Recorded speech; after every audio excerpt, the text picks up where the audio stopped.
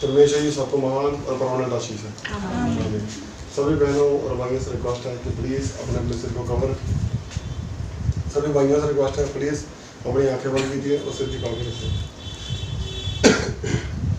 Hallelujah hallelujah hallelujah. यहोवा पिता जी तुम्हारी तारीफ हो, तारीफ हो, तारीफ हो। परमेश्वर जी तुम्हारी तारीफ हो, तारीफ हो, तारीफ हो। पवित्र आत्मा जी तुम्हारी तारीफ हो, तारीफ हो, तारीफ हो। पिता पुत्र और पवित्र आत्मा जी तुम तीनों की तारीफ हो, तारीफ हो, तारीफ हो, तारीफ हो, तारीफ हो, तारीफ हो, तारीफ हो, तारीफ हो, तारीफ हो, तारीफ हो, तारीफ हो, तारीफ हो। हे पिता ज़मीन और आसमान के मालिक, हम सबके प्यारे पिता प्रभु यीशु मसीह, एक बार फिर से मैं तेरा बेटा बलवीर तुम्हारे पास आता हूँ और मेरे साथ वो सारे तेरे बेटे बेटियों को, भाई बहनों को तेरे पास लेकर आता हूँ जो इस समय तेरे सामने बैठे हैं और तुझे देख रहे हैं, चाहे वो टीवी पे हैं, चाहे वो घर पे हैं, चाहे वो जहाँ भी हैं, तुझे इस समय देख और सुन रहे हैं। मैं सबका रूप जिस्म और जान तुम्हारे कीलों से छिड़े हुए और खून से लपटे जलाली हाथों में सौंप देता हूँ। खुदा बाप प्रभु यीशु मसीह हम सबको अपने पवित्र जलाली हाथों में संभाल और आज के वचन के लिए हमें तैयार कर।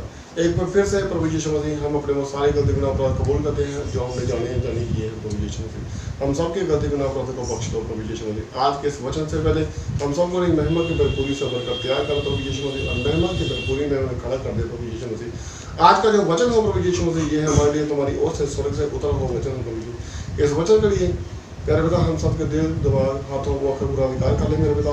और प्यारे पिता हमें तैयार कर प्रभु यीशु मसीह ताकि आज का जो वचन हो जो सीधा हमारे अंदर उतर आए प्रभु यीशु मसीह। और आज का वचन हम सबकी ज़िंदगी में पूरी तरह से जड़ पकड़े और 100 गुना, 1000 गुना, करोड़ गुना, अरबों गुना फल लेकर आए प्रभु यीशु मसीह जी। कोई दुख तकलीफ दर्द बीमारी परेशानी, कोई दुष्ट अंधकार की क्षति, किसी भी तरह की कमी घटी परेशानी समस्या, तेरे इस प्यार को, तेरे इस खुराक को, आज की जीवन की रोटी को और वचन को हमारी ज़िंदगी से चुराने में कामयाब हुआ है। तो हमारा पिता है और हम तुम्हारे बच्चे हैं। पहले आज इस वचन के दौरान सबको पूरी तरह से आशीषित करना प्रभु यीशु मसीह जी और सबको इस तरह से टच करना कि आज सबके घरों से गरीबी, कंगाली और बीमारियां प्रभु यीशु मसीह के जिंदा पाकर पिता नाश हो गए। और तू हमारा पिता हुए, हम तुम्हारे बच्चे हैं और हम सब थके हुए को आज तू आराम दे। प्यारे पिता प्रभु यीशु मसीह जी के जिंदा पाकर पिता नाम से मांगते आमीन। सबको जय मसीह। परमेश्वर जी सबको महान और परमानेंट आशीष दे। आमीन।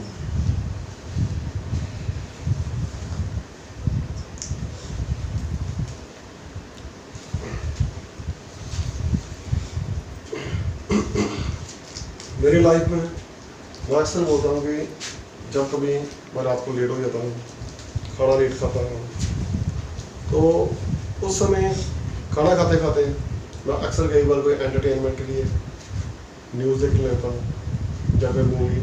अगर कुछ मिल जाए तो ठीक है, नहीं तो मैं डिस्कवरी वगैरह देखना शुरू कर देता हूँ।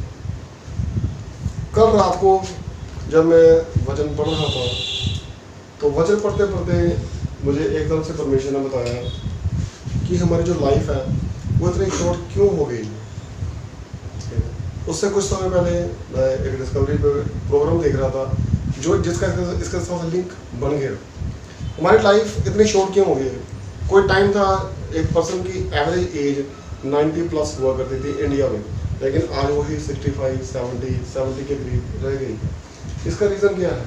इसका रीज़न ये है कि आज की जो हमारी ज़िंदगी है, हम एक ऐसी दुनिया में रह रहे हैं जैसे हम बहुत ही फास्ट एक्सपेक्ट करते हैं।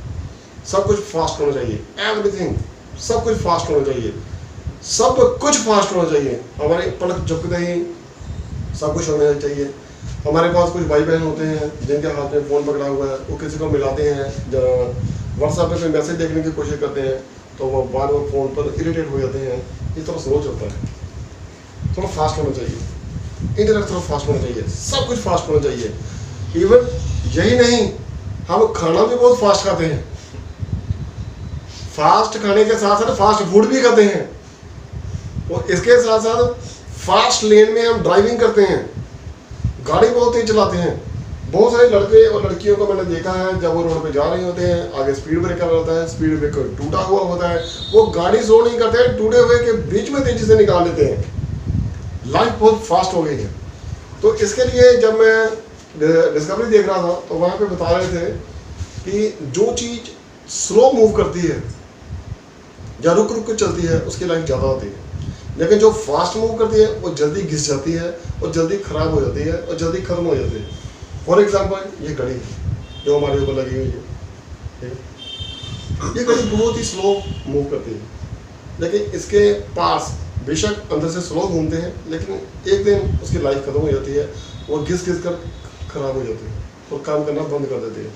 इसी तरह एक मक्खी जिसे हम फ्लाई बोलते हैं, वो बहुत तेज़ी से उड़ती है, लेकिन उसकी लाइफ सिर्फ 4 दिन होती है। और दूसरी तरफ एक टॉर्टोइस जैसे कछुआ बोलते हैं, वो बहुत धीमा चलता है और उसकी लाइफ 100 ईयर से भी ज़्यादा होती है। तो हमारी लाइफ जो आजकल है ये बहुत फास्ट है, हम बहुत तेज़ी से दौड़ रहे हैं, ठीक है। धीरे धीरे हमारी एज पे इसका प्रभाव डेफिनेटली जरूर पड़ा हुआ है।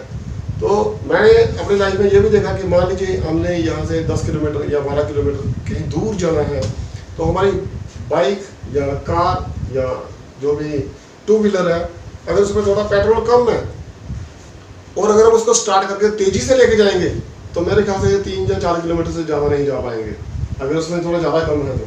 और जाना हो हमने 10 किलोमीटर तो डिफिकल्टी होती है। लेकिन अगर हम उसे थोड़ा स्लो लेके जाएंगे तो शायद वो 6 किलोमीटर के करीब चली जाएगी। लेकिन अगर हम यहाँ से जाकर थोड़ा रुक कर, थोड़ा आगे रुक कर, थोड़ा धीरे धीरे जाएंगे, तो शायद 1 आधा किलोमीटर वो और चली जाएगी। अगर हमारी लाइफ में थोड़ी रेस्ट आ जाए तो हमारा लाइफस्टाइल ज़्यादा बेटर हो सकता है। 1970s की एज के आसपास लोगों के पास मोबाइल फ़ोन वगैरह नहीं हुआ करते थे, लोग बहुत हार्ड वर्कर थे, इस तरह की टेक्नोलॉजी और फैसिलिटीज़ नहीं थी, तो वो हेल्थी थे, तंदुरुस्त थे और उनका एज काफ़ी ज़्यादा है। आज के इस लाइफ स्टाइल में जब कंप्यूटर की जैसे एज बोलते हैं, बहुत फास्ट है, सब कुछ फास्ट है, तो एज कितनी रहेगी है। अगर किसी की एज 70 के करीब हो, मुझसे बोलते हैं डेथ हो गई, कहते बुजुर्ग था, हाँ 70 के करीब हो, ठीक है इतनी ही तो एज है आज का पर्सन, यही बोलता है ठीक है इतना ही तो है। अगर किसी का बोलिए कि उसकी एज 90 प्लस ही बहुत है, कमाल होगी फिर तो, बहुत अच्छी लंबी उम्र भोग की गया वो इंसान। तो हमारी लाइफ में आज अगर हम थोड़ा आगे बढ़ना चाहते हैं, तो मेरे ख्याल से हमें थोड़ा ब्रेक चाहिए। ये ब्रेक मैं नहीं बोल रहा, ये ब्रेक लगाने के लिए परमेश्वर बोल रहा है।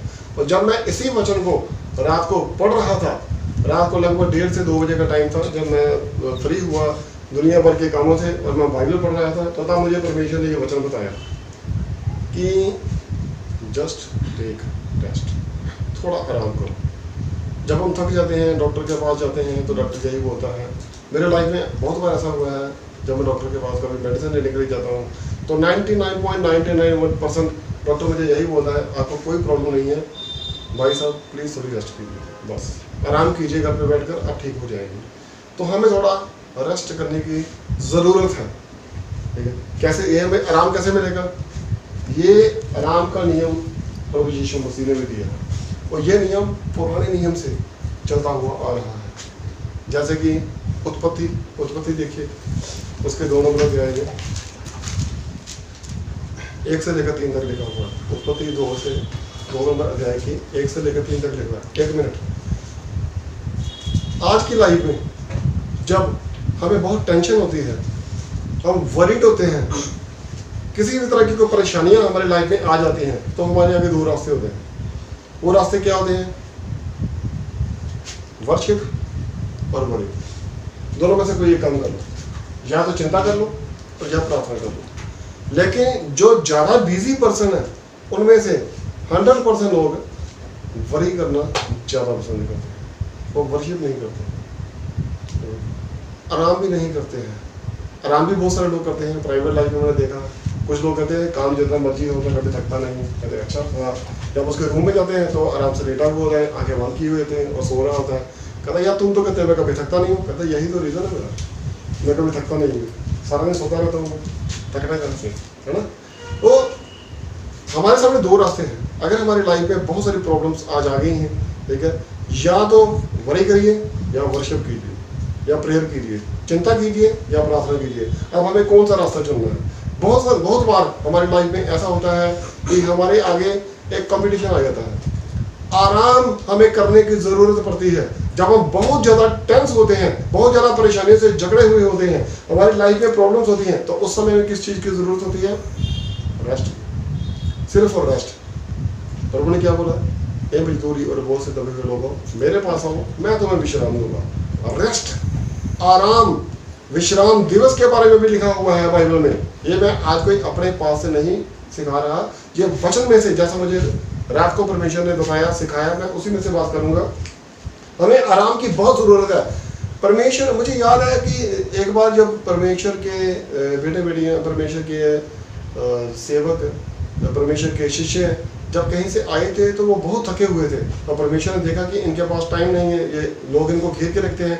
जैसा प्रभु ने सिखाया था वैसा उन्होंने सारे काम किए थे, लेकिन जब वो आए तो वो थके हुए थे, तो परमेश्वर ने उनको साइड पे जाकर बोला थोड़ा आराम कीजिए। ये प्रभु यीशु मसीह ने हमें सिखाया। जब यही नियम हमें ओल्ड टेस्टामेंट में दिया गया था, जब हम आराम करते हैं तो हमने आराम कैसे करना है? आराम मीन्स परमेश्वर के पास आइए, आंखें बंद करके परमेश्वर के पास बैठिए। जब हम आंखें बंद करके परमेश्वर के पास बैठेंगे तो परमेश्वर हमारी डेड बैटरीज को दोबारा से चार्ज कर देगा, ठीक है। जब हम ऐसे परमेश्वर के पास बैठेंगे तो परमेश्वर हमें फिर से रीबिल्ड कर देगा, हमारे अंदर नया जोश भर देगा, वो सारी समस्याएं परमेश्वर उठा देगा। आराम कैसे मिलेगा? पुराने नियम में लिखा हुआ है, जब परमेश्वर शाम को आदम और हवा से मिलने आता, परमेश्वर उनसे मिलने आता था, तो शाम को उनसे मिलने आता था। सारे दिन के काम से फ्री होकर उनसे बात किया करता था, उनके साथ समय बिताया करता था। परमेश्वर चाहता है कि हम उनके पास समय बिताएं। अगर हमारी लाइफ में आज बहुत सारे प्रॉब्लम्स आ गई हैं तो हमें थोड़ा आराम करने की जरूरत है। ये आराम हमें कैसे मिलेगा? परमेश्वर के पास जाकर चुपचाप आंखें बंद कर बैठकर परमेश्वर से बातचीत करके हमें आराम और सुकून मिलेगा, रेस्ट एंड पीस। हमें ये दोनों चीज़ें मिल जाएंगी। एक मिनट, मुझे एक स्टोरी याद आ रही है, बहुत पुराने समय की बात है। एक बार दो लकड़हारे, जैसे हम बोलते हैं वुडपेकर, लकड़ी काटने वाले, एक ने दूसरे को चैलेंज किया कि आप मेरे साथ कंपटीशन कीजिए, देखते हैं कौन ज़्यादा लकड़ियाँ काटता है। उसने बोला मुझे कंपटीशन करने की ज़रूरत नहीं है, तो वो वैसे ही विनर है, मुझे पता है तुम हमेशा कई कंपटीशन जीत चुका है। कहता नहीं, तुझे मेरे साथ कंपटीशन लड़ना होगा, क्योंकि तू एक इकलौता है जिसे मैंने कभी नहीं हराया, और तेरा मेरे साथ कभी कंपटीशन भी नहीं हुआ है, आज तुझे मुझसे कंपटीशन करना होगा। तो ठीक है, कितने बजे से हुआ होगा कंपटीशन? सवेरे 9 बजे से लेकर शाम को 6 बजे तक। जो ज़्यादा लकड़ियाँ काटेगा, चॉप करेगा, वो विनर होगा। कहता ठीक है। जिसने चैलेंज किया था उसने 9 बजे से लेकर 6 बजे तक बहुत हार्ड मेहनत की, बहुत ज़बरदस्त मेहनत की। उसने लंच टाइम में लंच भी बहुत ही कम किया और बहुत ज़बरदस्त मेहनत की। डेफिनेटली वो थक गया हो, उसने बहुत ज़्यादा मेहनत की। जबकि जो दूसरा पर्सन था जिसे चैलेंज किया गया था, उसने आराम से लंच किया। उसने किया लंच में भी आराम नहीं किया, इसने आराम से लंच किया और दिन में कई ब्रेक लिए, बहुत बार ब्रेक लिया उसने, ठीक है। और वो तेजी से लकड़ियाँ काटता रहा। शाम को जब फैसला किया गया तो उसे बड़ी हैरानी हुई कि जिसने दिन में बहुत बार ब्रेक लिया था उसकी लकड़ियाँ ज़्यादा थी। कहता यार ये रीज़न क्या है तुम्हारा? मैंने सारा दिन बहुत मेहनत की है। कहता हाँ मैंने देखा है, तुमने बहुत मेहनत की है, लेकिन तुम्हारा रीज़न क्या है? क्या कारण है तुम्हारा कि तुम्हारी लकड़ियाँ मुझसे ज़्यादा हैं? कहता एक्चुअली मैं जब भी आराम करता था तो मैं अपनी कुल्हाड़ी को तीखा करता रहता था, बैठकर उसे शार्प करता रहता था, रगड़ रगड़ कर। और मैं जब भी रेस्ट करने के बाद उठता था तो मैं उसी तेज की हुई कुल्हाड़ी से लकड़ियाँ काटनी शुरू कर देता था। तुमने एक बार भी अपनी कुल्हाड़ी तेज नहीं की, तुम्हें ज़रूरत थी उसे तीखा करने की, और मैं जब भी आराम करता था उसे शार्प करता था। परमेश्वर क्या बोलता है? अगर आज तुम थक गए हो तो तुम्हें अपने हथियार तेज करने की जरूरत है, ठीक है। मेरे पास आओ, मेरे साथ आंखें बंद करके बैठो, मुझसे बात करो, मुझसे बातचीत करो और अपने हथियार को तेज करो, ताकि जब हमारा मुकाबला हो शैतानी ताकतों से और बीमारियों से और परेशानियों से तो तुम्हारी हार हो, तुम विनर होने चाहिए, तुम लूजर नहीं होने चाहिए, ठीक है।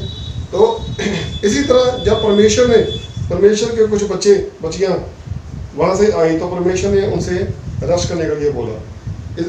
अपना मरकुस 6 नंबर अध्याय की 30 और 31 से।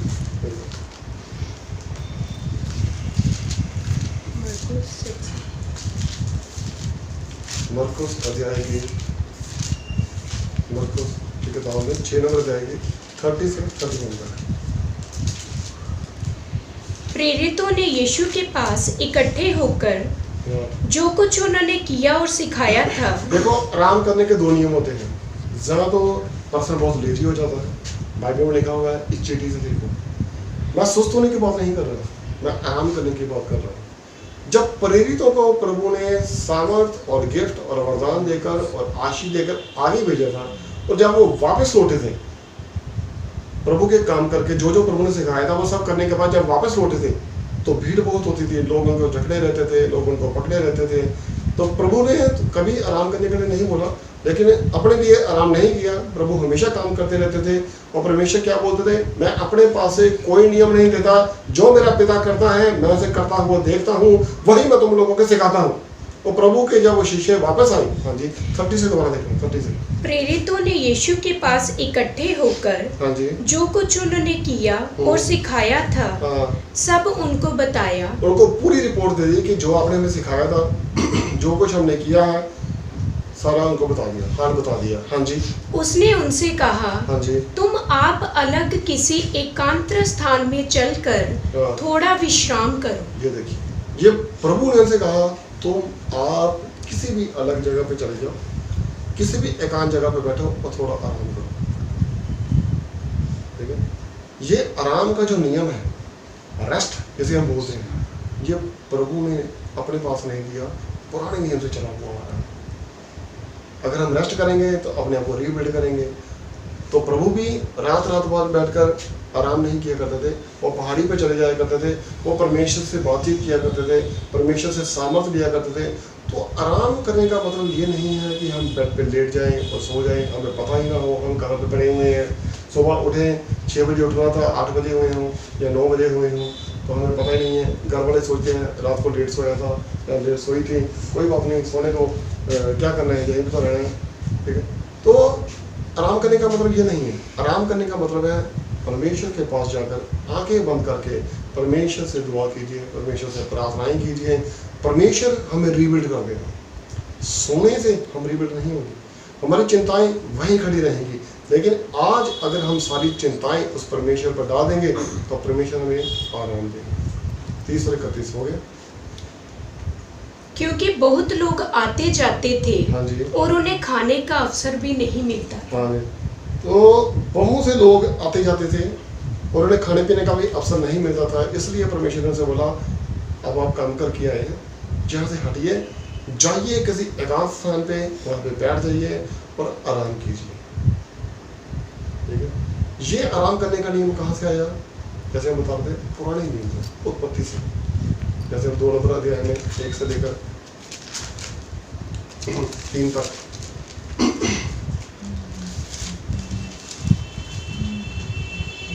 यूं आकाश और पृथ्वी हाँ। और उसकी सारी सेना का बनना हाँ। समास हो गया, हाँ, और परमेश्वर ने अपना काम जिसे वह करता था 7वें दिन समाप्त किया। 6 दिन परमेश्वर ने सारा काम किया, और 7वां दिन होता क्या था?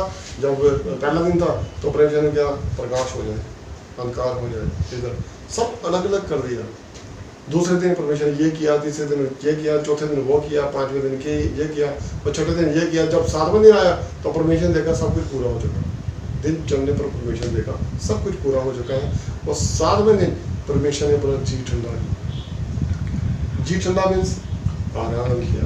अब जब ऑफिस में जॉब करते हैं, प्राइवेट लाइफ में, तो आज जैसे इंडिपेंडेंस डे है, 15 अगस्त है, तो हमारे ऑफिस के जो हमारे असिस्टेंट हैं, जो पीएम्स हैं या हमारे कोलीग्स हैं, फाइल वर्क वगैरह करते हैं, वो पता बोलते हैं भाई साहब छुट्टी आ रही है 15 अगस्त की, आराम करेंगे, कहीं घूमने जाएंगे। तो कोरोना में तो कोई घूमने जाता नहीं है, तो कहता है हाँ चलो घर पे बैठकर आराम करेंगे। उन्हें बहुत इंटरेस्ट होता है कि कोई छुट्टी आएगी तो हम आराम करेंगे। ठीक है, आराम की बहुत ज़रूरत है। ठीक है, तो परमेश्वर वो क्या करते हैं? रेस्ट करते हैं, पूरा ठंडा करते हैं। हमने कुछ नहीं करना, चुपचाप टीवी देखना है, फिल्म देखेंगे या कुछ भी जो प्रार्थना वगैरह काम करते हैं। मैं उनकी बात करता हूँ जो परमेश्वर से जुड़े रहते हैं, वो लगातार प्रार्थना में लगे रहते हैं। वो क्या करते हैं? पूरी तरह से अपने जी ठंडा करते हैं, पूरी रेस्ट करते हैं, आराम करते हैं। ठीक है, तो परमेश्वर ने इसी तरह 6 दिन काम किया और 7वें दिन आराम किया। हाँ जी, और उसने अपने किए हुए सारे कामों से 7वें दिन विश्राम किया। सारे कामों से छुट्टी लेकर खत्म करने के बाद 7वें दिन उसने विश्राम किया। उन्होंने जो 6 दिन में काम किया था उसमें भी आशीष थी, और 7वें दिन पे 100 गुना आशीष थी। हाँ जी, और परमेश्वर ने 7वें दिन को आशीष दी। ये देखिए, और परमेश्वर ने 7वें दिन को 6 दिन काम करने के बाद 7वें दिन को भरपूर आशीष दी। हाँ जी, और पवित्र ठहराया, और पवित्र भी ठहराया, क्योंकि उसमें उसने सृष्टि की रचना की, हाँ जी। अपने सारे कामों से विश्राम लिया। सारे कामों से मीन्स 100% काम खत्म करने के बाद उसने आराम किया और अपने आप को ठंडक दी। अब उसे पता है मेरे सारे काम खत्म हो गए। मीन्स पूरा हफ्ता जब हम काम करेंगे, चाहे प्राइवेट जॉब है, चाहे हमारा बिजनेस है, तो पूरी लगन से काम कीजिए। परमेश्वर जी बोलता है 6 दिन पूरी मेहनत से काम कीजिए और 7वें दिन बिल्कुल आराम कीजिए। मैंने बहुत सारी इंडस्ट्रीज में देखा है जो 6 दिन बहुत मेहनत करते हैं और फिर भी 7वें दिन बोलता है अंदर कंटेनर लगा हुआ है, एक गाड़ी जाएगी, आप आ जाना स्टाफ के लोग, ठीक है, आपको खाना भी देंगे, आपको एक्स्ट्रा पैसे भी देंगे। वो चंद पैसों के लिए चले जाते हैं, लेकिन परमेश्वर की आशीष से रह जाते हैं, क्योंकि परमेश्वर ने विश्राम करने वालों को आशीष दी है जो 7वें दिन करते हैं। हर रोज विश्राम करने वाले को नहीं, जो 7वें दिन आराम करते हैं उनको आशीष दी है। वो अगर चले जाते हैं, ठीक है, तो ये परमेश्वर के खिलाफ हो जाते हैं। निर्गमन में लिखा हुआ है कि अगर कोई 7वें दिन काम करेगा तो उस पर दंड किया गया। 6 दिन काम करो और 7वें दिन आराम करो, ये परमेश्वर का हुक्म है।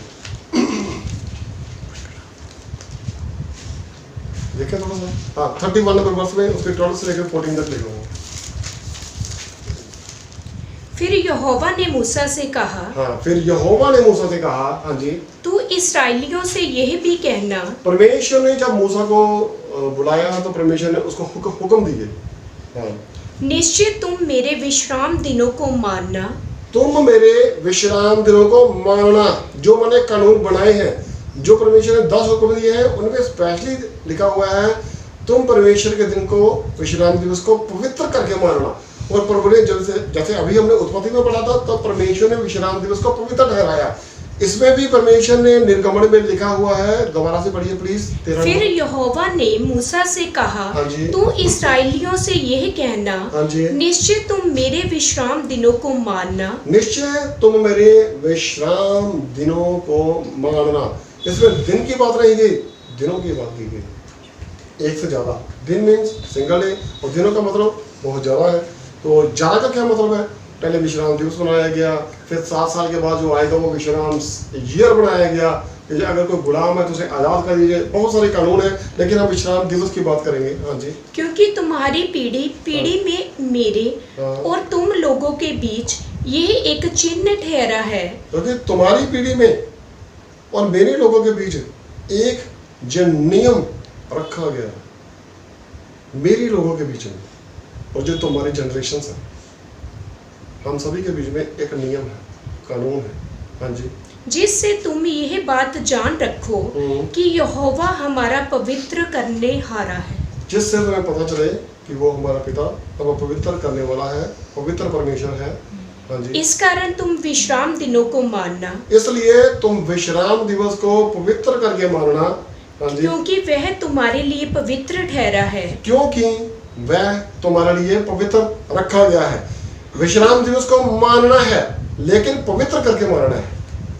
तो अगर 10 हुक्म में देखा जाए तो 10 हुक्मों में लिखा हुआ है कि विश्राम दिवस के दिन ना तो तू काम करे, ना तेरा नौकर काम करे, ना तेरी नौकरानी काम करे, मीन्स ना तेरा दास काम करे, ना तेरी दासी काम करे, ना तेरे पशु काम करे, कोई भी काम ना करे और 7वें दिन को तू पवित्र करके मानना। हाँ जी, जो उसको अपवित्र करे वह निश्चय मार डाला जाए। बहुत बड़ी बात है, सजा है। जो इसे इसके उल्टा करता है, परमेश्वर उस पर सजा ठहराता है। अगर वो कोई मेरा कहना नहीं मानता तो परमेश्वर को शायद आदम से लेकर गुस्सा था, इसने मेरा कहना नहीं माना, तुझे मैंने मारा नहीं, मैंने छोड़ दिया है इसलिए कि मैं तुझे बचा लूंगा। लेकिन अगर तुम लोग ज्यादा ढीठ बने रहोगे और मेरा कहना भी नहीं मानोगे, 400 साल तक तुम लोग गुलाम थे, आज मैं तुमको छुड़ा कर लाया हूँ, तुम्हें मैं आराम देना चाहता हूँ और आज मैं तुम्हें कहता हूँ कि मेरी आज्ञाओं को मानो, इसे पवित्र करके मानना और 7वें दिन काम नहीं करोगे। लेकिन अगर किसी ने मेरा कहना नहीं माना और उसे आराम नहीं किया तो इसे मार देना चाहिए। यह परमेश्वर का गुस्सा है, क्योंकि परमेश्वर ने खुद आराम किया तो आराम करने की सलाह देता है। 6 दिन काम करो, जैसे मर्जी करो, लेकिन 7वें दिन आराम करो। 6 दिन में उसने 6 घंटे नहीं बोला, 8 घंटे नहीं बोला, 10 घंटे नहीं बोला, उन्होंने 6 दिन बोला। आपके जैसी इच्छा है वैसे कीजिए, लेकिन 7वें दिन कुछ नहीं करना है। सिर्फ और सिर्फ आराम करना है। अब ये आराम कैसे मिलता है? मतलब ये नहीं बेड पे पड़े रहना है, वाइफ को या सिस्टर को या मदर को काम पे लगाई रखो और आप बेड पे पड़े रहो, ये नहीं, मैं वो बात नहीं कर रहा। वचन क्या बोलता है? कोई काम नहीं करेगा, तुम भी काम नहीं करोगे, तेरी पत्नी काम नहीं करेगी, तेरे बच्चे काम नहीं करेंगे, तेरे दास दासियां काम नहीं करेंगे, तेरे गधे पशु भी काम नहीं करेंगे, तुम सभी आराम करोगे। फिर जो कोई उन दिनों में कुछ कामकाज करे, हाँ जी, वह प्राणी अपने लोगों के बीच से नष्ट किया जाए। देखो लोग उसका बहिष्कार कर दे। हाँ जी, 6 दिन तो कामकाज किया जाए। 6 दिन तो काम कर, टाइम नहीं लिखा हुआ कितने कितने बजे से कितने बजे तक, 6 दिन तक तू काम कर। हाँ जी, पर 7वां दिन परम विश्राम का दिन और देखो 7वां दिन, हाँ जी, परम विश्राम का दिन और यहोवा के लिए पवित्र है। देखो ये दिन पवित्र रखा गया है, किसके लिए? परमेश्वर के लिए। मीन्स अगर हमें आराम करना है तो परमेश्वर के पास जाना है। आराम हमें कैसे मिलेगा? आज हम बहुत थके हुए हैं, हमारी लाइफ में बहुत सारी टेंशन है, कल का किसी को कुछ नहीं पता है, हमें भी किसी को कुछ नहीं पता है, वक्त कल को कैसा आने वाला है। कोई हम किसी को आज हो सकता है कल आपको देखें या आप हमें देखें या ना देखें, किसी का कुछ नहीं पता है, ठीक है? आज का दिन आराम करो, लेकिन हमें आराम मिलेगा कैसे? इनडायरेक्टली तो थोड़ा सा परमेश्वर ने बोला है कि ये दिन परमेश्वर के लिए पवित्र, परमेश्वर के लिए पवित्र ठहराया गया है। आराम कैसे मिलेगा? तो यही बात परमेश्वर ने, प्रभु यीशु मसीह ने, जब हमने मरकुस में देखा तो उन्होंने अपने शिष्यों को थका हुआ देखा, उन्होंने बोला थोड़ा आराम कीजिए एकांत में जाकर, ठीक है? तो एकांत में जाकर हमें क्या करना चाहिए? परमेश्वर ने मत्ती 6 में लिखा हुआ है कि जब तू प्रार्थना करे एकांत में, तो एकांत का नहीं उससे जुड़ता है। तो अगर हमें आराम चाहिए तो हमें आराम कैसे मिलेगा?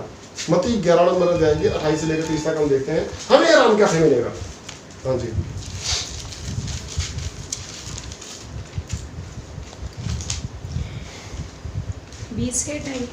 मत्ती 11 नंबर अध्याय के 28 से। हे सब परिश्रम करने वालों, हे सब परिश्रम करने वालों, मीन्स 6 दिन काम करने वालों और बोझ से दबे हुए लोगों, और फिर भी तुम पर जो कर्जा है, तुम पर जो बीमारियां हैं, तुम पर जो तंगी है, परेशानियां हैं, समस्याएं हैं, ये एक बोझ है, गरीबी भी एक बोझ है। हे सब परिश्रम करने वालों और बोझ से दबे हुए लोगों। अब जहाँ किसी की धर्म की बात नहीं की गई, किसी की कास्ट की बात नहीं की गई, सभी के बोला हे सभी परिश्रम करने वालों। अब परिश्रम तो पूरी दुनिया करती है, ठीक है? मेरे ख्याल से सबसे ज़्यादा परिश्रम कौन करता है? जो एक इंडस्ट्री का ओनर होता है वो बहुत मेहनत करता है। उसके सिर पे एक रिस्पॉन्सिबिलिटी होती है कि मेरे पास 500, 1000 या 5000 वर्कर्स हैं, मैंने सभी को एक वक्त पे सैलरी देनी है, मेरा काम कम हो या ज़्यादा हो, मुझे उसकी रिस्पॉन्सिबिलिटी उठानी है अपने सिर पर। तो उसके वो ज़्यादा थका हुआ होता है, वो ज़्यादा मेहनत करता है, वो अपने वर्कर्स की रोटी के लिए वो जगह जगह जाकर तरह तरह के इंडस्ट्रीज में जाकर ऑर्डर्स इकट्ठे करता है कि मैं पैसा कमाऊंगा और इससे डेफिनेटली उसका अपना बड़ा होगा। देखिए उसके सिर पर 500, 1000, 10,000, 50,000 या 20-25 जो भी है, उस सब का खर्चा उसने चलाना होता है, उसे टेंशन ज़्यादा होती है, ठीक है? हाँ जी, मेरे पास आओ। हाँ जी। अभी परमेश्वर क्या कहता है? हे सभी परिश्रम करने वालों, चाहे वो इंडस्ट्रियलिस्ट हो, चाहे वो बिजनेसमैन हो, चाहे वो जॉब वाला हो, जो भी परिश्रम करता है, चाहे वो सड़क पे दिखाने दिखाने वाला पर्सन हो, कोई भी जो परिश्रम करता है और फिर भी उस पर बीमारियां, परेशानियां, टेंशन, बोझ है, तुम सभी मेरे पास आओ। हाँ जी, मैं तुम्हें विश्राम दूंगा। मैं तुम्हें विश्राम दूंगा। परमेश्वर हमें विश्राम देगा। अब मुझे बहुत सारे केस ऐसे भी मिलते हैं कि ब्रदर आप बोलते हैं कि परमेश्वर के पास जाएंगे तो वो हमें विश्राम देगा, हमें आराम देगा, हमें शांति मिल जाएगी। मेन बात हो रही है रेस्ट। अगर हमारे पास पैसा है, सब कुछ है, हमें किसी चीज़ की कोई कमी नहीं है, लेकिन अगर हमारे पास तंदुरुस्ती नहीं है तो कुछ लोग सारी रात भर सो भी नहीं पाते, टेंशन की वजह से, बीमारियों की वजह से, परेशानी की वजह से। मीन्स उनकी लाइफ में रेस्ट नहीं है, आराम नहीं है, रेस्ट एंड पीस दोनों नहीं है, आराम और शांति दोनों नहीं है। और परमेश्वर क्या बोला? मेरे पास आ जाओ। अगर तुम्हें आराम चाहिए, अगर तुम पर बोझ है तो मैं तुम्हें आराम दूंगा। और कुछ मुझे पर्सन बोलते हैं कि ब्रदर मुझे तो चर्च जाते हुए मैनी ईयर्स हो गए, बहुत साल हो गए हैं, मुझे प्रार्थनाएं करते हुए बहुत देर हो गई है, कई महीने हफ्तों निकल गए हैं, पर मुझे तो आराम मिला नहीं है। ये आराम कैसे मिलेगा? अब पहली बात तो ये है, आराम मिलेगा परमेश्वर से। परमेश्वर ने क्या बोला, मेरे पास आओ। अब परमेश्वर को कहाँ ढूंढेंगे बताइए, परमेश्वर को कहाँ ढूंढेंगे, कहाँ ढूंढेंगे परमेश्वर को? किसी को पता नहीं? पता। परमेश्वर ने एक रास्ता बताया होगा, वो रास्ता पता क्या है? हम सभी बोलेंगे प्रभु यीशु मसीह। ठीक है, रास्ता तो प्रभु यीशु मसीह है, लेकिन ढूंढेंगे कहाँ प्रभु यीशु मसीह को? आराम तो परमेश्वर देगा, प्रभु यीशु मसीह ही देगा, लेकिन वो मिलेगा कहाँ? कहाँ पे ढूंढे उसको? जो अगर हमें उसे आराम पड़ा है, अब हम घर पे बैठे हैं, बीमार पड़े हैं, हो सकता है हमारे आपके जीवन साथी किसी दूसरे रूम में हो, या आप घर पे ना हो, तो एक पर्सन, या मान लीजिए मैं हूँ, मैं अपने रूम में हूँ, मेरे पास कोई नहीं है, मैं अंदर रूम में बैठा हुआ था, मुझे किसी चीज़ की ज़रूरत पड़ गई है और मेरे आसपास कोई नहीं है, या मेरी तबीयत एकदम से ख़राब हो गई है, मेरी सेहत में एकदम से कोई गड़बड़ हो गया है, तो मैं सोचता हूँ कि इस समय मुझे किसी की ज़रूरत है, लेकिन कोई भी मेरे पास नहीं है, सभी लोग आराम से अपने अपने रूम में या छत पे सो रहे हैं, तो मुझे परमेश्वर की जरूरत पड़ेगी। लेकिन परमेश्वर कैसे मिलेगा? परमेश्वर कैसे मिलेगा? मत्ती 6 नंबर बताएगी, 6 नंबर प्रश्न, परमेश्वर कैसे मिलेगा? परंतु जब तू प्रार्थना करे, हाँ जी, तो अपनी कोठरी में जा। तो तू जब तू प्रार्थना करे, प्रार्थना किससे करेगा? परमेश्वर से। तो अपने कोठरी में जाओ, जहाँ पे तू रहता है, जहाँ भी रहता है, अपने रूम के अंदर जाओ। हाँ जी, और द्वार बंद कर। हाँ जी, पहली बात द्वार बंद करो। अब अच्छी बात ये है कि जब मुझे जरूरत पड़ी, द्वार तो पहले ही बंद है, पास तो कोई है ही नहीं मेरे, ठीक है, दरवाजा तो पहले से बंद है, खुशखबरी है। अगर मेरे पास कोई होता तो मैं आवाज़ लगा लेता, तो फिर परमेश्वर को मैं नहीं पुकारता। लेकिन अब अच्छी बात यह है कि मेरे पास कोई भी नहीं है, दरवाजे पहले से बंद है, चलो परमेश्वर को पुकारते हैं। ठीक है, परमेश्वर ने हमें थोड़ा सा मजबूर कर दिया कि हाँ मुझे बुलाओ, मैं तेरी सुनता हूँ। हाँ जी, कोई तुम्हारी नहीं सुन रहा है, चाहे छत पे हो, या रूम में हो, या नीचे हो, या ऊपर हो, या घर पे ना हो, कोई इस समय तुम्हारी नहीं सुन सकता। हो सकता है तो मोबाइल की मदद लो, वो एट ए टाइम नहीं आ पाएगा, उसका मोबाइल स्विच ऑफ होगा, बिजी होगा, या नेटवर्क की रेंज से बाहर होगा, लेकिन मुझे किसी मोबाइल की जरूरत नहीं है, तू सिर्फ मुझे पुकार, मैं हाजिर हूँ। हाँ जी, फिर अपने पिता से जो गुप्त में है प्रार्थना कर। तो पिता से जब हमें बात करनी है, जब आशीष लेनी है, तो अगर वो गुप्त है तो हमें गुप्त रहना पड़ेगा। अब गुप्त में हम कहाँ जाएं? एटलीस्ट दरवाजे तो बंद कर लें, चुपचाप अपने रूम में बैठ जाएं। अगर हमारे आसपास कोई है तो भी सब परमेश्वर को छोड़ के आंखें बंद कीजिए। हाँ जी, तब तेरा पिता जो गुप्त में देखता है तुझे प्रतिफल देगा। तब वो इसका तुझे फल देगा। परमेश्वर क्या कहता है? मेरे पास हो, मैं तुम्हें आराम दूंगा। अब हमें किस चीज़ की जरूरत है? आराम, शांति, जो बोझ है उसे नीचे से खिसकने की, बाहर निकलने की। परमेश्वर तो आराम देगा हमें, ठीक है। अब उसने तरीका बता दिया है, ठीक है। गुप्त में है वो तुझे इसका फल देगा, वो तुझसे गलबात करेगा, ठीक है। अब दोबारा से मत्ती 11 में आइए, वैसे हम पढ़ रहे थे। बहुत सारे लोग बोलते हैं कि हमें आराम नहीं मिलता है, हमें क्या करना पड़ेगा, ठीक है। 10 साल से चर्च आ रहे हैं, 20 साल से जा रहे हैं, या सारी हम पेशेवर खानदानी क्रिश्चियंस हैं, हमारी लाइफ में आराम नहीं है, शांति नहीं है, तो ये यहाँ पे हमें इसका जवाब मिल जाएगा। हाँ जी, मेरा जुआ अपने ऊपर उठा लो। हे सब परिश्रम करने वालों और बोझ से दबे हुए लोगों, मेरे पास आओ, मैं तुम्हें विश्राम दूंगा। मेरा जुआ अपने ऊपर उठा लो। जुआ मीन्स क्रॉस, जो बोझ मैंने उठाया हुआ है, क्रॉस। जुआ मीन्स क्रॉस, वजन, भार। हाँ जी, और मुझसे सीखो। और मुझसे सीखो। आराम चाहिए ना, पहले परमेश्वर कहता मेरे पास आओ, और इंडायरेक्टली परमेश्वर ने क्या बोला? विश्राम दिवस को पवित्र करके मानना, ये तुम्हारे यहोवा के लिए है। तो इनडायरेक्टली परमेश्वर हमें ये बोलता है कि आप मेरे पास आओ। जब प्रभु यीशु मसीह ने देखा दुनिया में आगे कि लोगों की जिंदगी में आराम नहीं है, कितनी सारी भीड़ है, लोग भीड़ें हैं, भटक रही हैं, फसल तो बहुत है लेकिन मजदूर थोड़े हैं। परमेश्वर कहता है मुझे इन लोगों पर तरस आता है कि इन भीड़ों का जैसे कोई स्वामी नहीं, तो इन्हें चाहिए कि ये मेरे पास आए, मैं तुम्हें आराम दे दूंगा।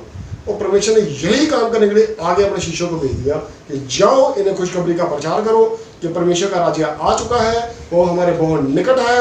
उन्हें परमेश्वर से जोड़ो, वो इनडायरेक्टली वो मेरे पास जुड़ जाएंगे, मेरे पास आएंगे, मैं उसे विश्राम दूंगा।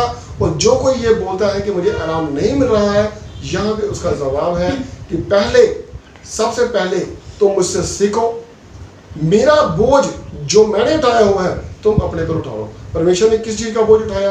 कि ये बेचारा कितना गरीब है, ये कितनी गरीब है, इसके घर में खाने को नहीं है, इसके सिर पर बीमारियां हैं, मैंने तुम्हें सामर्थ्य दी है। परमेश्वर कहता है बीमारों को चंगा करो, उनके दुष्ट आत्माएं निकालो, उनकी दुर्बलताएं दूर करो। मैंने तुम्हें सारे अधिकार दिए हैं, ये सब काम तुम करो। ठीक है, हाँ जी। फिर क्योंकि मैं नर्म और मन में दीन हूँ। क्योंकि मैं नरम और मन में दीन हूँ। परमेश्वर ने क्या बोला? मुझसे सीखो। नंबर 1, अगर हम चर्च आते हैं परमेश्वर को सीखते नहीं है, क्या करने जाते हैं? पास्टर जी, जैसे हमने शुरू में बताया कि हमारी लाइफ बहुत फास्ट है, एवरीथिंग प्लान किया हुआ है हमने। आज हमने क्या कर रहे हैं, बड़ी स्पीड से गाड़ी चलाते हैं। हमें पता है कि 9 बजे का टाइम है या 10 बजे का टाइम है चर्च आने का। अगर 10 बजे का टाइम है, हमें पता है रास्ता लंबा है, अब आधे घंटे में नहीं पहुंच सकते, फिर भी हम घर से 9:45 निकलते हैं, 15 मिनट पहले निकलते हैं। और रिजल्ट क्या होता है? आधी प्रेयर निकल चुकी होती है। फिर हम कोशिश करते हैं, आगे बैठने में जगह नहीं मिली है। फिर हम क्या करते हैं, जैसे ही प्रेयर खत्म होगी ना, घर पे लोग क्या बोलते हैं, कितने बजे वापस आना है? ये 12 तो बजे ही आएंगे। नहीं, 1 बजे हमने कहीं जाना है कहीं। कोई बात नहीं, जैसे ही प्रार्थना खत्म होगी हम आ जाएंगे। घर से प्री प्लान है, फास्ट लाइफ इतनी फास्ट है, स्पीड से जाएंगे। प्रार्थना खत्म होते ही पास्टर जी से नहीं मिलेंगे, प्रार्थना नहीं करवाएंगे अपने लिए, अपनी समस्या परमेश्वर जी को नहीं बताएंगे, चुपचाप वहां से उठेंगे, घर आ जाएंगे। कोई अनाउंसमेंट नहीं सुनेंगे, कोई जो परमेश्वर ने चंगाई दी है वो किसी के बारे में कुछ नहीं सुनेंगे, चुपचाप वहां से फटाफट आ जाएंगे। और मैं 100% गारंटी देता हूं, अगर आप ऐसे लोगों से पूछेंगे लास्ट टाइम परमेश्वर ने क्या वचन दिया था, क्या सिखाया था, इन्हें कुछ नहीं पता होगा। गारंटी है, कन्फर्म, 100% कन्फर्म। ठीक है, परमेश्वर क्या कहते हैं? आराम कैसे मिलेगा? पहले मुझसे सीखो, मेरा जुआ तुम उठा लो। हाँ जी। क्योंकि मैं नर्म और मन में दीन हूँ। क्योंकि मैं नरम स्वभाव का हूँ और मन में दीन हूँ, मैं सभी पर तरस करना चाहता हूँ, दया करना चाहता हूँ। तुम में ये बात होनी चाहिए। अगर तुम यहाँ से सीखते हो, बाहर जाकर किसी को बोलते हो, बाइक स्पीड से लेके आ रहे हैं, आगे बहुत रश है, एक रेडी वाला या कुछ कोई थोड़ा बहुत कोई पैदल चलने वाला है या कोई व्यापार करने वाला, कोई कुछ बेचने वाला है, वो हमारे सामने खड़ा हो जाता है। 2-3 बार हॉर्न में जाते हैं, उसे सुनाई नहीं देता। तो इधर से मैंने खुद अपनी आंखों से देखा, बड़ा जोर से बोला, तुझे सुनाई नहीं देता? अभी अंदर से क्या सीख के है, बाहर क्या बोला है, सुनाई नहीं देता, पीछे आप साइड पे खड़ा होकर लगा। ठीक है, उसे डांट दें। ठीक है, अच्छा फिर? और तुम अपने मन में विश्राम पाओगे। पहले मुझसे सीखो कि मैं कितना नरम हूँ और दीन हूँ, मेरी नेचर कितनी नरम है, मैं सब पर दया करना चाहता हूँ। अगर तुम सीखोगे तब तुम अपने बलों में विश्राम पाओगे। क्योंकि मेरा जुआ सहज और मेरा बोझ हल्का है। फिर से ये दोनों दोबारा भी पढ़िए। हाँ जी, हाँ जी, पढ़िए दोबारा। मुझसे सीखो, मुझसे सीखो, क्योंकि मैं नर्म और मन में दीन हूँ। क्योंकि मैं मन में नरम और दीन हूँ। और तुम अपने मन में विश्राम पाओगे। फिर तुम्हें आराम मिलेगा। अगर सीखोगे नहीं तो भूल जाइए कि आपको आराम मिलेगा। आराम की जरूरत है, वो हमें कहीं से नहीं मिल सकता। अगर हम कन्फर्म है, अगर नींद की गोली खाकर भी सो जाएंगे, मैं गारंटी देता हूँ आप सो जाएंगे, लेकिन चिंताएं मीठे नहीं रहेंगी। अभी आपके दिमाग से बाहर है, लेकिन सुबह तक जरूर करेंगे। तो ये सारी समस्याओं का हल क्या है? परमेश्वर जी के पास जाइए, अपना वक्त बिताइए, परमेश्वर को सारी समस्याएं रखिए, परमेश्वर इन समस्याओं को दूर कर देगा और तब हमारे मनों में आराम आ जाएगा। वक्त, हालात, सब कुछ, तकदीर, सब कुछ परमेश्वर के हाथ में, उसके हाथों में है। हमें क्या करना होगा? हमें सिर्फ और सिर्फ अपना जुआ परमेश्वर पर डालना होगा और परमेश्वर का जुआ उठाना होगा। मीन्स हमें परमेश्वर से बात करनी होगी। फिर क्या होगा? क्योंकि मेरा जुआ सहज और मेरा बोझ हल्का। क्योंकि मेरा जुआ सहज और हल्का है। तो ये जो हम बात कर रहे हैं परमेश्वर के पास आकर थोड़ा सा आराम करने की, तो जब हम ऐसा करते हैं, दिन भर के काम करते, बोझ से थके हुए होते हैं, परमेश्वर के पास आ जाते हैं, आराम करते हैं, आंखें बंद करके दुआएं करते हैं, चाहे थोड़ी देर करते हैं, जितनी भी देर करते हैं, मैं वक्त की बात नहीं करता। जब हम परमेश्वर के पास थके हुए आकर दुआ करते हैं, तो एक तरह से हम जो अपने हथियार हैं उसे शार्प करते हैं, उसे तीखा करते हैं।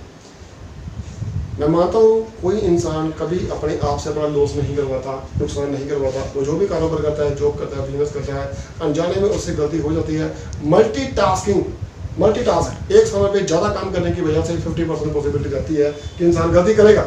लेकिन अगर फिर भी कोई बड़ी मिस्टेक हो गई है, तो जब वो बैठकर दुआ करता है तो परमेश्वर ना सिर्फ उसे बचाता है बल्कि उसे और सिखाता भी है। ठीक है, तो जब हम परमेश्वर के पास आकर बैठकर ऐसे दुआ करते हैं, अपने बोझ परमेश्वर पर रख देते हैं तो हम अपने हथियार को ज़्यादा शार्प करते हैं, तीखा करते हैं, ताकि शैतानी ताकतों को और दुश्मन के चालों को हम खत्म कर सकते हैं और हालात हमारे साथ हो जाते हैं।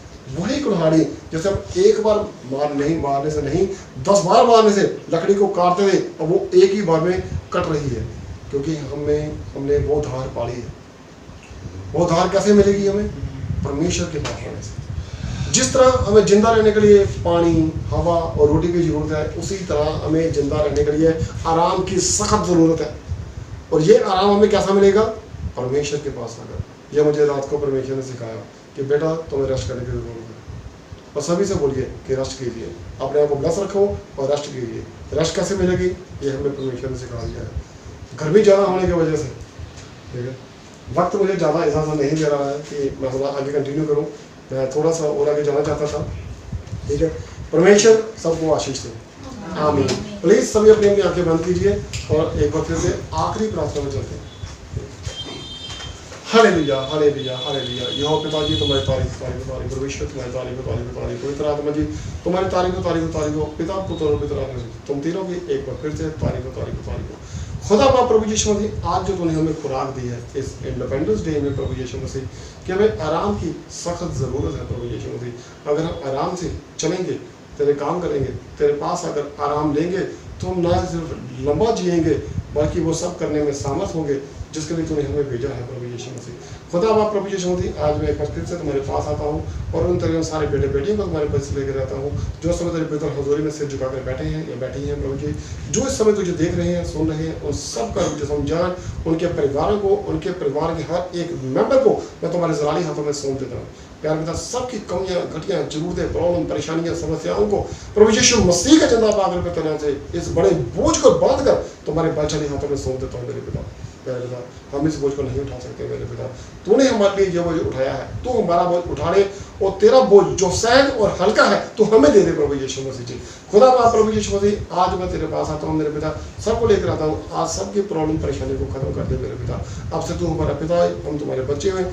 आज का जो वचन हमने पढ़ा और सुना है प्रभु यीशु मसीह, ये वचन सीधा हमारे दिलों के अंदर छप जाए, हमारी जिंदगी में उतर जाए प्रभु यीशु मसीह, और हम तेरे बच्चे तेरे दिन को, विश्राम दिवस को पूरी पवित्रताई से पवित्र करके मनाएं प्रभु यीशु मसीह। और मैं आपसे दुआ करता हूँ मेरे पिता, आज जो हम इन दिनों को नहीं मना पा रहे हैं, इन बीमारियों की वजह से, इन लॉकडाउन की वजह से, प्यारे पिता, ये सब तेरे अधिकार में है प्रभु यीशु मसीह, सब तेरे कंट्रोल में है। तू चाहे तो एक दिन में सब खत्म कर सकता है प्रभु यीशु मसीह। ऐसा कुछ नहीं जो तेरे प्रभाव से बाहर प्रभु यीशु मसीह। मैं आपसे दुआ करता हूँ प्रभु यीशु मसीह कि अगले सैटरडे से प्रभु यीशु ऐसी कोई बीमारी ना हो प्रभु, सारी बीमारियां खत्म हो जाए, तेरे बच्चे फिर से तेरे पास आ सकें ताकि वो विश्राम पा सकें प्रभु यीशु मसीह। खुदा बाप प्रभु यीशु मसीह, जो भूले और भटके हुए लोग हैं, तेरे बच्चे तेरे पास आए प्रभु यीशु मसीह जी, तो अपने बच्चों को उनके पास भेज सके मेरे पिता। आज बहुत सारे इससे कट हो चुके हैं मेरे पिता, कोई किसी के पास कम जा पा रहा है या कम आ पा रहा है, तेरे पास नहीं आ पा रहे हैं प्रभु यीशु मसीह जी। खुदा बाप प्रभु जी, मैं सबको तुम्हारे जलाली हाथों में सौंप देता हूँ, सबको अपने पवित्र जलाली हाथों में समा। तो एक बार फिर से अपना जलाल समझूंगा और आज प्रभु जी सबके सिरों पर अपना आशीर्वाद हाथ रखो और सबको हमेशा की तंदुरुस्ती और चंगाई दो मेरे पिता। तू हमारा पिता है, हम तुम्हारे बच्चे हैं। सारी इज्जत, सारी महिमा और सारा जलाल तुम्हारे जिंदा पाकर पिता नाम को देते हैं और प्यारे पिता प्रभु यीशु मसीह जी के जिंदा पाकर पिता नाम से नाम। आमीन। परमेश्वर जी सबको आशीष। आमीन।